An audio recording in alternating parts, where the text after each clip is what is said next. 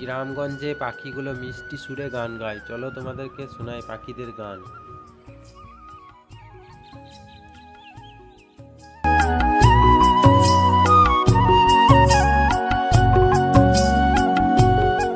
Morning, welcome to my new blog. তো বন্ধু, আমি রয়েছি এখন আমার বাড়ির সামনে, আর বাড়ির সামনে থেকে আমাদের গ্রামের ভিউটা দেখো কেমন লাগছে।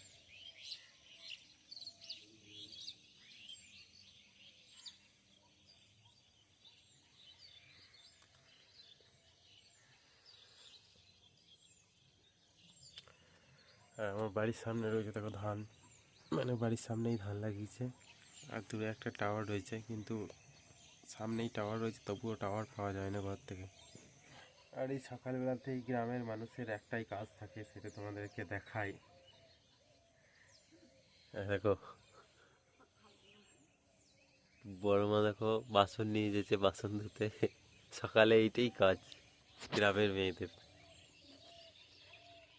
ওদের এই কাজটা দিয়ে শুরু হয় সকাল থেকে সারা দিনের কাজ। আমাদের গরুগুলো দেখো কত সুন্দরভাবে সিঁয়েছে একদম লাইন লাইন করে। আর এখানে দেখো ছাগলটা রয়েছে। আর আমি এখন চললাম পুকুর পাড় ভিডিও আপলোড করতে, তারপরে এখানে 5G নেট পাওয়া যায় না, আর এমনিতে টাওয়ারের ডিস্টার্ব রয়েছে, 4Gও চলছে না ভালো। দেখো ভাঙা ঘর, এটা হচ্ছে চপের দোকান। চলো পুকুর পাড়ে গিয়ে ভিডিও করে আপলোড করে নেবো, তারপর বাড়ি চলে যাবো। Free net 5G।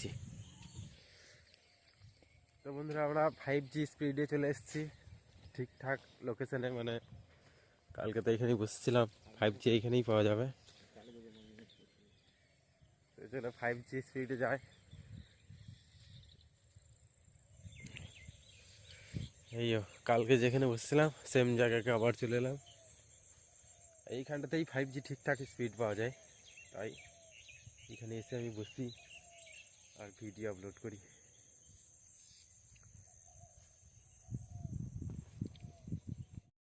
তো আমার দুটো মিনি ব্লগ আপলোড করা হলো, আর বড় ব্লগটা তো আমার আপলোড করা হলো না। তো কাজে যাবার টাইম হয়ে গেছে, আমি বাড়ি চললাম।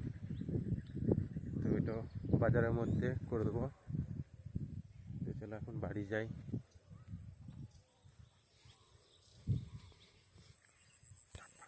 তো চলো এবার চান করবো, কাজ থেকে এক্ষুনি বাড়ি ফেললাম। তুই চান কর কা? চান করতে হবো কোথায়?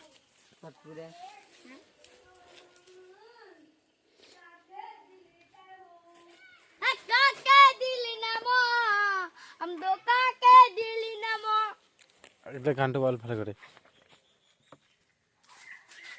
বল এদিকে ভালো আসছে। বল বল গানটা বল। এখন বলাম হুম। কাকে দিলি না মা কাকে দিলি না মা কাকে দিলি না মা বাস আর বলবো না। বলবি না, বল লাইক করে দাও, বলে দাও এবার। লাইক করে দাও, হ্যাঁ, বাটনটা টিপে দিতে বল। আমাদের পাশে থাকো, জোরে বল, এদিকে তাকিয়ে বল। আমাদের পাশে থাকো, আমরা কত কষ্ট করে ভিডিও বানাই। হ্যাঁ তোমরা একটা লাইক সাবস্ক্রাইব করে না, হ্যাঁ একটু করে দাও, হ্যাঁ প্লিজ। একটু বাটনে চিপো প্লিজ প্লিজ। তো বিকালবেলা হয়ে গেছে, আর আমি এখন চললাম ধান ঝরাইতে, কারণ সকাল থেকে কারেন্ট ছিল না। ওই পাড়াতে কারেন্টের কাজ হচ্ছে, মানে কেবেল হচ্ছে গোটাই, সেই কারণে কারেন্ট বন্ধ ছিল।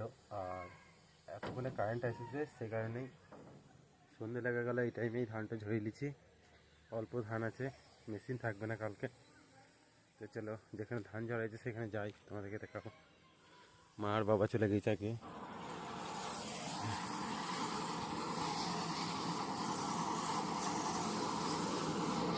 মা আর বাবা ধান ঝরাইছে।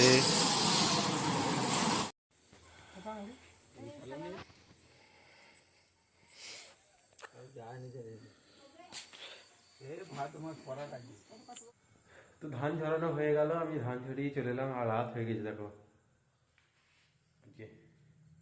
তো তো আজকের ব্লগটা এই পর্যন্তই।